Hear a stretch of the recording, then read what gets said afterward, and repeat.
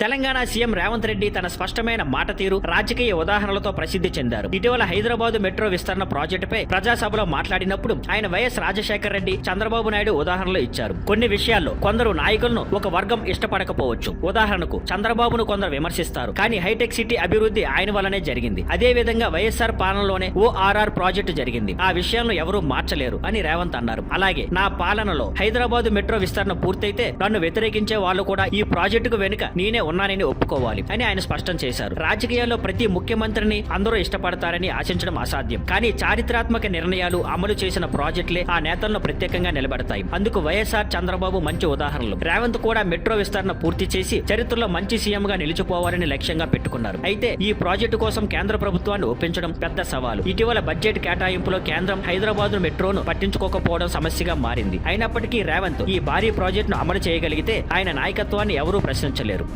Thank you for watching. Please like, share and subscribe.